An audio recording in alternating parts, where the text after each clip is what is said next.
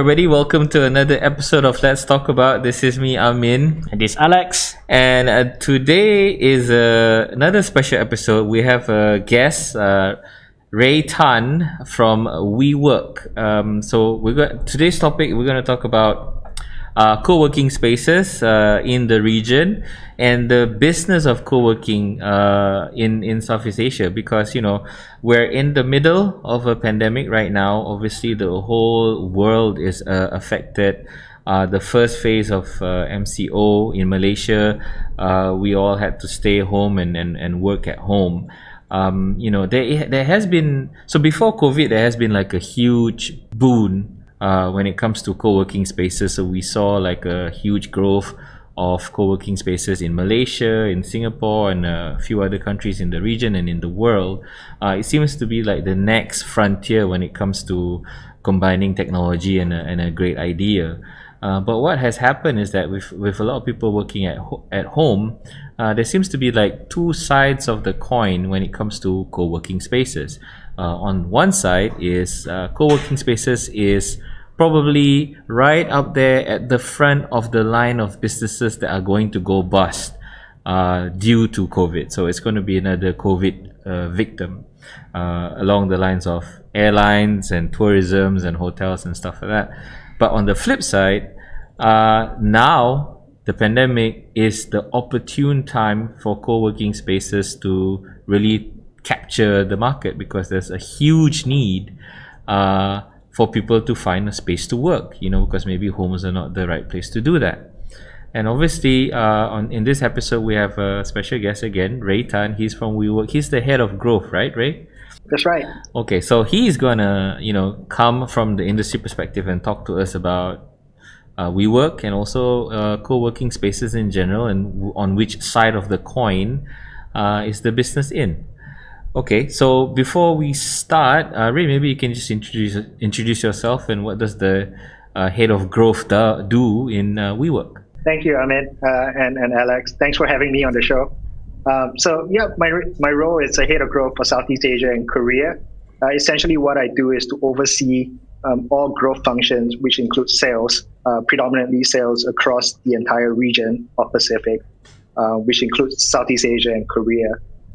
What we do on a daily basis is to work with businesses that can be our potential members and help them solve their real estate needs. There are companies that may require flexibility that traditional real estate leases can't provide, or they have specific needs where they're bursting out of their seams in the current location that they're at.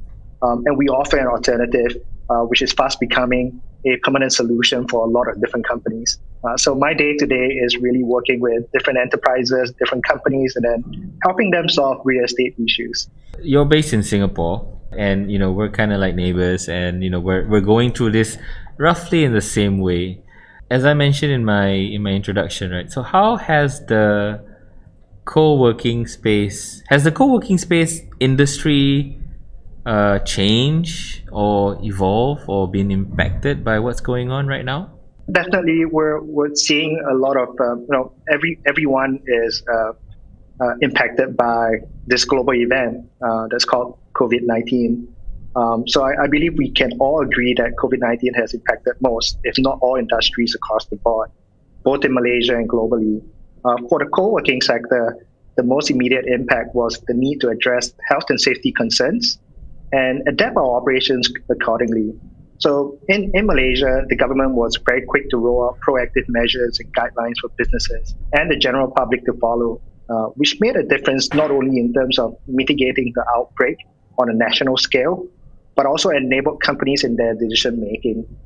What really helped was the clarity in the communication and also definition of essential services that were allowed to operate. So this allowed us to scale our operations, communicate to members, and also support members who are from the essential services sector to ensure that they still have access to workspaces and help them continue to operate to serve a larger population. For WeWork, we were able to react swiftly as we had been dealing with this when it first broke in China. And we were ready with the resources and some best practices to implement them in Malaysia. COVID-19 is a global event, but different cities kind of started dealing with them in different time frames.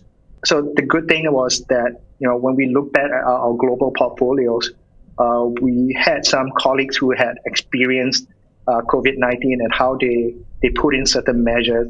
So that allow us to really, cope with whatever sanitization measures there are, how we are going to track movements with our members and visitors. So that helped greatly.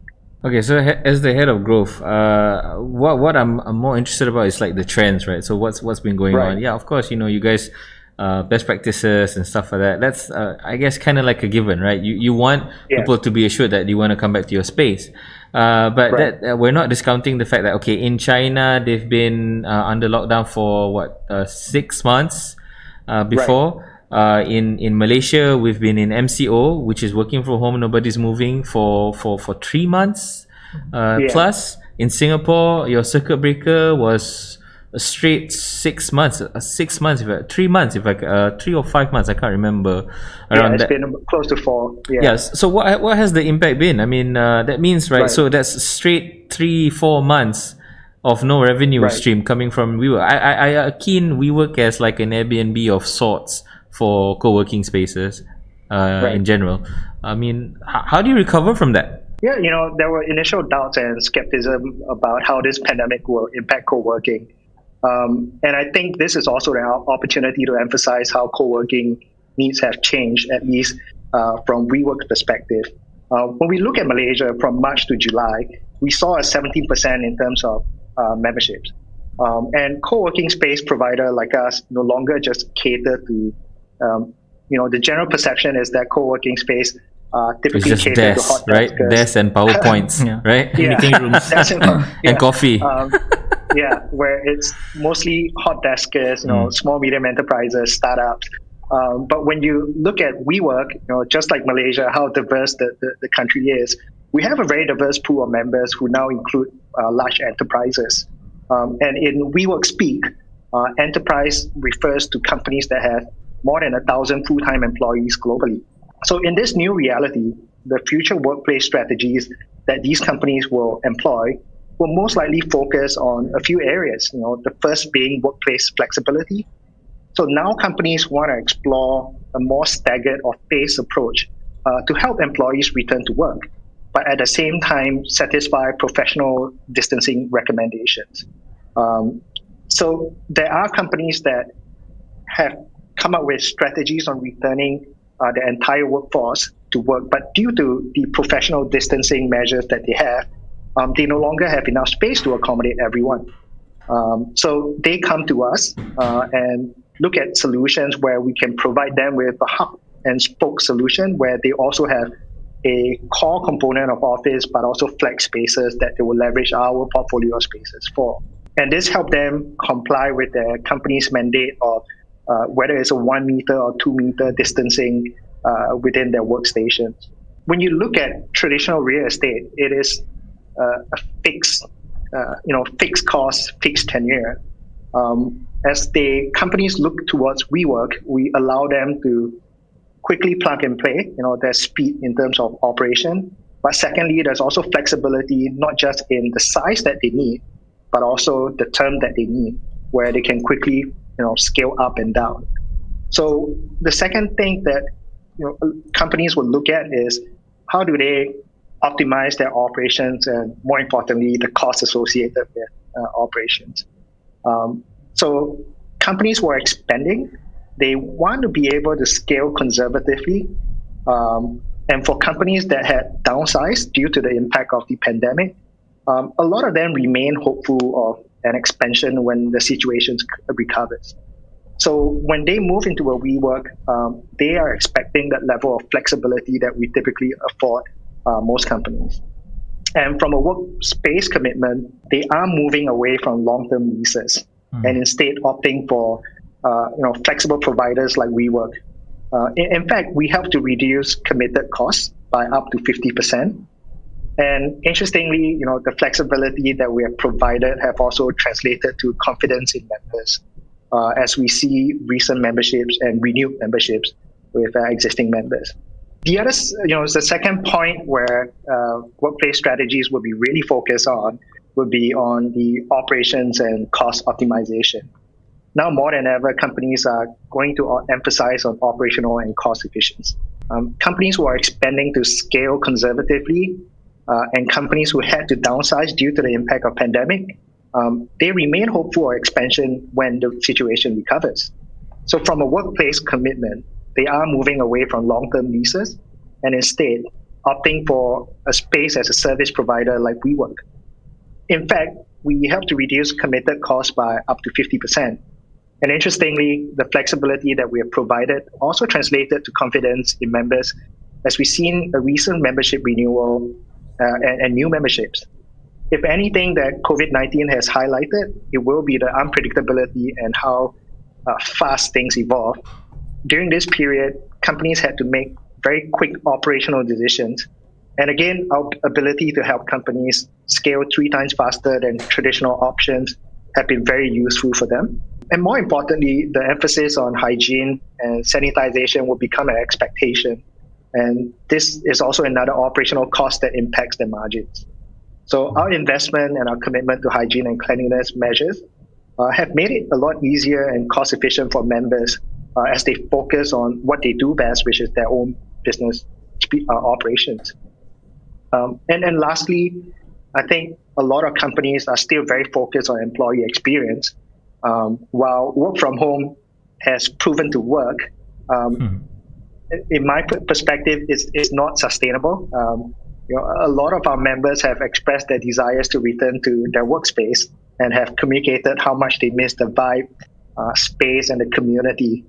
And as the workforce scales back into a physical work arrangement after a long period, there will also be an emphasis on employee integration and experience to drive productivity, motivation, and connection. So apart from our beautiful looking spaces, experience is synonymous to facilitating employee productivity and engagement. So from our end, we're looking at our community team to continue to engage with our members and develop new ideas and initiatives on how we can further improve on that.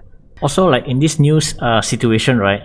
How does the interaction change in the co-working space environment? Because co-working is supposed to be more on collaboration and all that, but with the recent pandemic, things has changed. So can you share a bit on that? Yeah, I think it's a matter of adapting and enhancing our space to strike a balance between hygiene, safety, physical distancing, best practices, but at the same time, still enable teams to continue to operate as they have always have.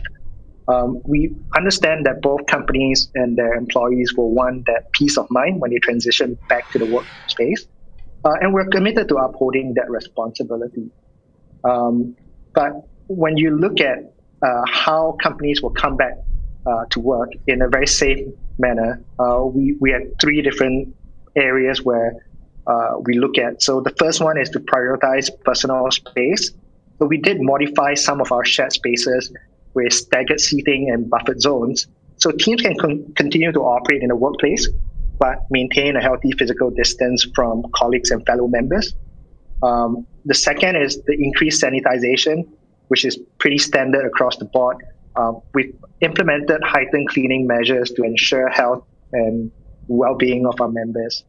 We're disinfecting common areas more frequently and providing complimentary sanitation product in our spaces, just like how hand sanitizers and thermometers are placed across all of our communal spaces. And the third area is behavioral signages. New cleaning standards and capacity protocols are clearly highlighted in strategically placed signages and friendly reminders to our members and guests that the well-being of our community depends on all of us to do our part. So there's a lot of wayfinding signages that's put up for you to either walk in a certain area or avoid certain areas where the hand sanitization products are at. So these changes are already in effect in all our spaces, including the 2 locations in Malaysia.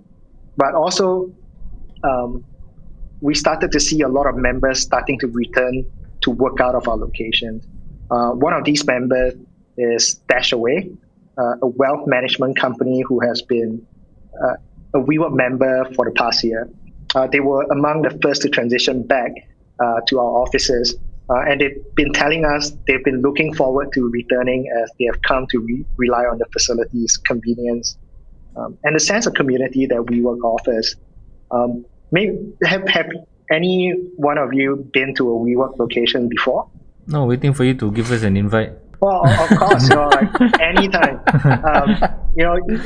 I would love to see one of your episodes being hosted at a WeWork. All right, we'll interviewing a WeWork member. We'll take that as an invite. So we'll set that up right after this. Go ahead. No, I was gonna say, pre-COVID, when you enter into a WeWork, depending on the day or time that you enter into our space, there's always something happening.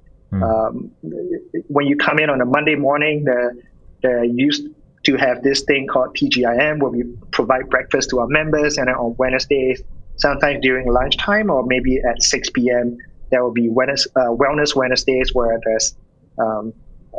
we'll invite someone to give a complimentary yoga session or some health and fitness session. Oh wow, that happens. That happens in the Malaysia WeWorks as well. Yeah, that happens across all our spaces globally. Okay. So with COVID, we have obviously put a cap on all these events and then put a hold on that. And that has always been one of the key activities that get our members to interact with each other. And that's always a forum for members to meet with new members or to engage with each other. Sometimes they even transact with each other. So now with COVID, even our community operations have taken a different approach. It doesn't mean that while we're all working from home, we cannot have events. So there are a lot of virtual events. We have members hosting cooking sessions where they teach, they share recipes and cook live. Wow. We have baking instructors who came in. There were even gyms that were in our partnership network that were conducting fitness sessions virtually, so that our members can still sign up, log on to Zoom, and follow a workout while they're still working from home. Wait, I gotta stop you there. I mean, so there are people doing yoga, people doing baking, and doing all these sorts of. Is there anybody actually doing work in WeWork? Well, there are, and in fact, working from home has been, and I'm speaking from experience. I have two very young kids, one 19-year-old and one 4-year-old. Every day, I'm reminded that my wife and I are pretty much the universe to these two very young kids. And as we are super glued to our phones and our devices, going on Zoom calls from one Zoom call to another, we realize that there has to be certain hours where you kind of take a break. So we're offering all these opt-in events as well. So these events typically happen during lunchtime or close to after hours, where it's like 5:30 or 6 o'clock, where some of the members who do want to kind of stay on, engage with each other, there's always an avenue and a forum for them to do so. Well, I can certainly subscribe to the novelty of working from home and how it has become something of very fun thing to do at the start. It's like, it's like super cool that I can go to work with just shorts on and not get ready and saving time on the commute. But with children, I got 4 of my own. Wow. From what 7? From 7 to 3, and all of them are boys. And it's very challenging to really have a meeting because you have interruptions, you have things. So it's very challenging to really stay in focus. I guess where I'm coming at is that are you seeing people who are kind of hit a wall when it comes to working at home, coming to WeWork and doing things there in the Malaysia offices? Do you see that kind of pattern, or what's going on? Yeah, we do have members who are in essential services that realize that as much as they have an option to work from home, they do need a professional place to conduct certain type of business activities. So we do see members coming back to do so. Even likewise for myself, I I would love to do this interview at home, but with two screaming kids, you probably wouldn't be able to hear me. So having the option to come back to a space and be able to work safely is definitely a plus in today's climate. I take it you're at a WeWork space right now? Yeah, that's right. I'm in one of the buildings in Singapore where our HQ is located. I'm in the middle of a conference room that is quiet enough for me to do this interview. And that art installation is something that you requested, or and you're in the middle of the road? So is that like symbolic that you're in the middle of like recovery, or? Yeah, this is purely coincidental. So if you walk in a WeWork, and I again extend the invite to both of you again, you will notice that when you walk past our spaces, there's very little empty walls. There's always a piece of artwork that has been created by one of our in-house team artists, and they usually represent a certain local culture or some really irreverent artwork that really spice up the space. So, it's not going to be a boring meeting room. So people look forward to coming into our space and see the energy there. Okay, Ray, co-working space is still a novelty in Malaysia. I think it's also a novelty in a lot of places. Again, come back to my question with the two sides of the coin, right? Where is co-working spaces in general, and where is WeWork in this picture? Are you guys seeing a major opportunity here, or are you guys trying to pivot? And because there's like multiple things going on with WeWork. So growing is one, managing all these assets is another thing, getting your members and subscribers to come back and feeling safe is another. On top of that, we have this major topic that everybody is talking about, is WeWork's future in general. I mean, you guys been through like a roller coaster ride with your CEO and with investors. So, okay, let's start with the industry in general. As the head of growth, where are you seeing co-working spaces go in the next maybe 2 to 3 years? Yeah, sure. Startups and individual freelancers were originally the most frequent users of such spaces because they offer flexibility and collaborative space for people to come together. And Alex and Amin, both of you are founders of companies, so I believe sourcing for a space, fitting it up, and moving spaces is something that you have multiple experience doing. So yeah. Maybe you can tell me, like, how was it, like a fun experience, or was it like a painful experience? It's a painfully fun experience. I mean, the biggest issue is cost, lah. Right. Fitting out the place is one thing, and I guess we're aspirational. That's a good point. We're aspirational also. Personal space is a big deal for us, and we will also want to make it comfortable. So we don't call our office like an office. We call it like a working space, because it lends that kind of air to the space. You come to do work, but you can also come here and just chill for a bit before finishing whatever you need to do. So that's the idea. But yeah, it is a fun experience. But dealing with locations, parking, and then all the other utility bills and stuff like that. Yeah, it's an issue. I get where you're coming from. Yeah. So what's the future? Are you seeing like companies diverging and they are workspaces into smaller workspaces? But then for me, the challenges is that there's no avenue to like regroup. For us, for example, we like the flexibility of, okay, today I want to work from home, tomorrow I want to come to the office. But there's no denying that you need the physical face-to-face meetups to get creative juices really flowing. Maybe I'm just an old guy, but I'm just used to that. So no, you're not alone. In fact, you're echoing a very popular opinion that we're hearing. And as I mentioned previously, when you look at traditional real estate, it's a fixed cost, it's a fixed tenure, and it's a fixed size. As the business landscape becomes a lot more dynamic today, businesses want that flexibility to scale up and down. And so naturally, they look towards a flexible operator like ourselves.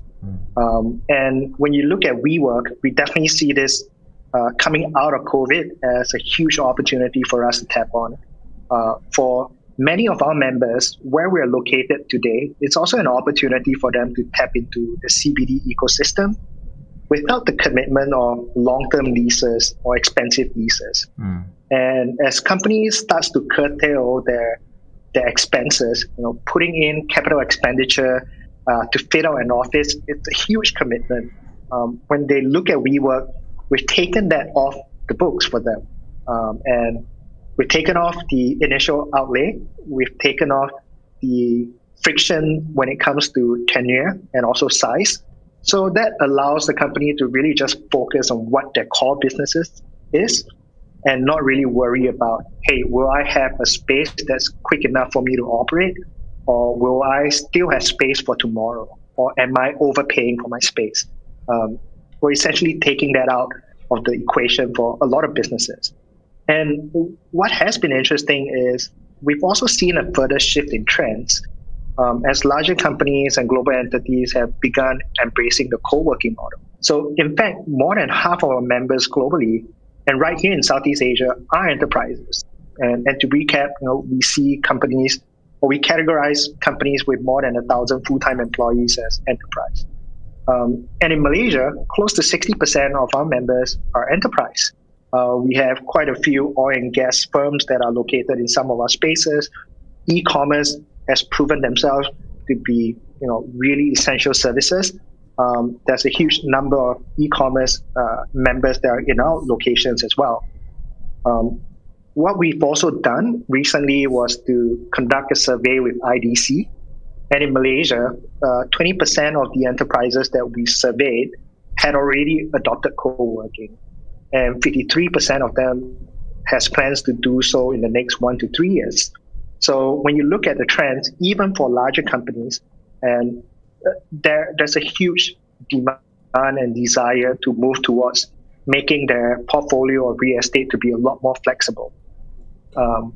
We've been in this co-working industry for the last 10 years. So we're very confident that we'll be able to bring the experience, the knowledge, and also scalability with the unparalleled global network. Members that range from startups and Fortune 500 companies, when they look at the current COVID realities on how they're going to be expanding globally or regionally, they're going to be a lot more conservative with the amount of space that they're going to take up. So WeWork then offers them a very simple point where they can just call up their account managers and say, hey, I'm a company that's based in Malaysia. I'm expanding to Jakarta. Can I have a one-person spot or two-person office for my first two founders in these countries? And they can then scale up or they can scale down with a lot of flexibility. And beyond just space, what you mentioned earlier on, we've also established an ecosystem of networks and opportunities. So, in 2019, we had more than 3,000 members who expanded with us. Our members in Malaysia have access to not only the local community, but also a network of our members across Southeast Asia. So the benefits that they can see is, not just the speed to market, but also the ability to network with, complementary businesses that are within our network to help them scale. So we see a number of businesses within our spaces get acquainted with each other and start transacting with each other. I think that's a really cool thing to see. And the experience that I think employees will seek after working from home for so long, there's a strong desire to want to come back and really connect with people in real life. Okay, so I think that's all fine and good. You mentioned just now that you're seeing the trend. Big companies are now, moving into small spaces because they want to cut costs, to be more efficient. The thing is, for me, it's like WeWork has co-working spaces in general has this kind of persona, or at least that's the perception I have, that it's a melting pot of creativity, a hive of ideas and stuff like that. It's like where everything comes together, different ideas and different opinions, different kind of people. It's just a nice place to be because the decorations and the decor, everything is very nice. Now with the thing with big companies coming into that space, right, you kind of run the risk of looking establishment. So how is WeWork? Is that a problem for WeWork, or is that a benefit for people who are originally your core, right? The gig economists, the people who are freelancing, the people who are just wanting a cool place to work, and then now they see, hey, big companies are here too. I'm kind of not feeling it. So what's going on there? Right. Well, interesting question that you brought up, and I'm glad you did. So when you look at the big companies, maybe look behind their logos and look behind how big they are, but more importantly, look at why they are choosing WeWork. So when we talk to a lot of CEOs globally, majority of them say that manpower forecast for the next 36 months is something that's incredibly hard to do. No one can give you an accurate forecast of that. They may come to us because they are bursting out of their seams from their current location, but also there are a lot more interesting use cases where they come to WeWork. And talent retention or attraction is one of them. We had enterprises talk about how when they advertise a job description that mentions that this particular role will work out of a WeWork, they've seen significant increase in terms of application. When you look at financial institutions, they're no longer just hiring traders and bankers. They are hiring developers. But their current environment doesn't necessarily, suited to attract these talent that they're competing with the likes of Google, Facebook, and other tech companies. So a lot of companies are reinventing themselves to become a lot more nimble, just like the startups. And when you look at startups, they aspire to be the MNCs of tomorrow. So when you look at WeWork, we marry these two segments of customers together.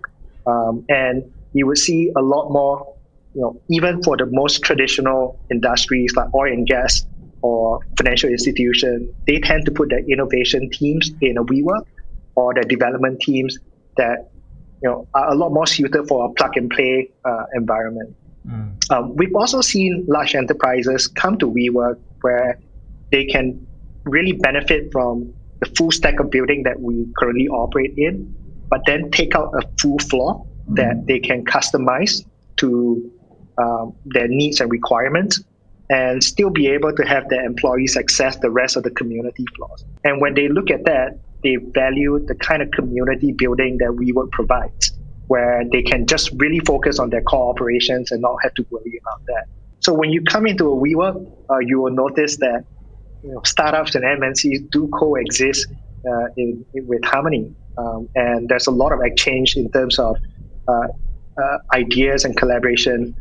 So we don't see that as an issue at all. In fact, we see that as an engine that fosters a lot more collaboration and ideas. Also, 5 years ago, right, before WeWork and co-working space was a thing, this type of business model of offering flexible spaces are offered by existing players, and they're called service offices. So with the current environment and with the current situation also, how is co-working spaces different from service offices? Are they the same thing? Are they different? How is it different? And did the co-working space change how service office operates these days? I'm not in a position to talk about how our competitors operate, but I can talk about how WeWork differs from your traditional service office offering. When you walk through a WeWork, you'll notice that the way we design our space is really built for human interaction. And we also have a team of community managers and associates that help our members navigate day-to-day stuff. Not just within the office, but also help them make introductions between members. It is a lot more service-oriented.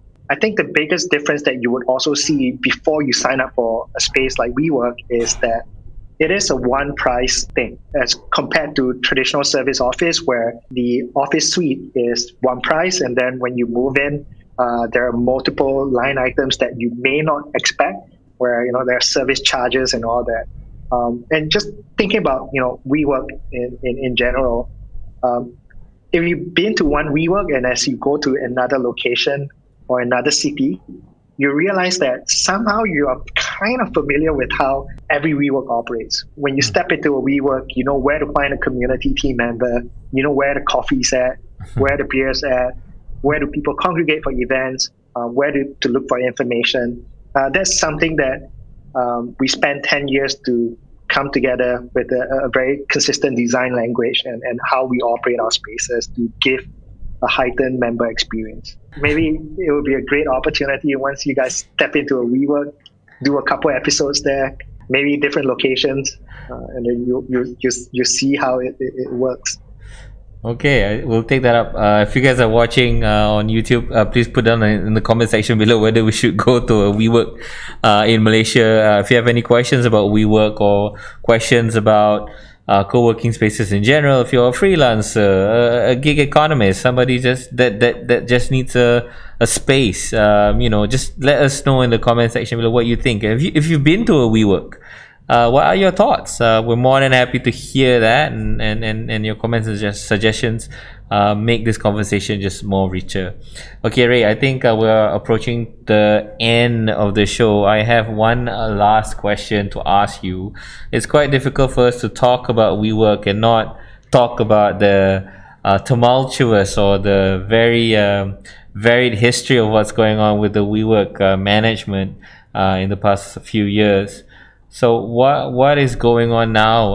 Okay, so I know that you guys have a new chief. What's going on? I mean, where's WeWork now, and where's WeWork going, and how are they dealing with that past? Sure. One thing for sure, it's never a boring day at WeWork, and by that, it's also a diverse. It's also the diverse opportunities that we're seeing in Southeast Asia. In this region itself, our platform has been our core offering and has always been the same model and strategy that contributed to our growth. And this has proven to pay off for us. If you look at just Southeast Asia, we expanded to 34 locations. And in the last year, we more than doubled our inventory to help with the increase in terms of 17% of enterprise members. So that's testament that this model is going to work. And has already worked for us. When we look at the number of members that have expanded with us since 2019, there were 3,000 members. And specifically in Malaysia, we tracked about a 13% increase in terms of desk, and almost doubled our enterprise members just from March to July this year, at the height of COVID. We are slightly 1 year and older in Malaysia, but we're very happy with the performance that we have achieved. For the first time globally, we surpassed $1 billion in quarterly revenue. As the total revenue has increased 45% year on year, from $728 million to $1.1 billion. Now, not a lot of companies or even our competitors can say that. We've outlined a very clear global 5-year strategic plan since late last year. To really focus on profitability and positive cash flow. And the momentum and results that we're seeing are just testaments of that. But also, I think I want to take this opportunity to talk about our Malaysia team as well. They're very resourceful, creative, and proactive when it comes to engaging our members and bringing on new members during this time. So that help us see a doubling of enterprise members from March and July. So I guess things are looking quite hopeful for WeWork and the co-working industry in general. Obviously, all of us here hope and pray that COVID-19 will go away as quickly as possible. We all can't wait to go back to some form of normalcy in the next coming months. Okay, so with that, I would like to thank you very much, Ray, for being with us today. And to spend some time to talk about the co-working space and WeWork in general. It's been very insightful for me. I don't know about you, Alex. What do you have to say? Well, I learned a lot about how WeWork operates, and good to know that things are moving positively. And like you said, hopefully we can get through this and we can return back to normalcy soon. All right, and that's pretty much it. Okay, Ray. So, any parting comments from you before we end the show? Well, thanks, Alex and Amin, for having me on the show. So it's really fun talking to you guys. It was a very casual conversation, not so stressful as I thought it would be. So thank you for being nice. But more importantly, is feel free to check out any of our WeWork spaces, and I would love to read some of the comments about how WeWork is. And yeah, look forward to seeing everyone in Malaysia whenever the movement controls are lifted.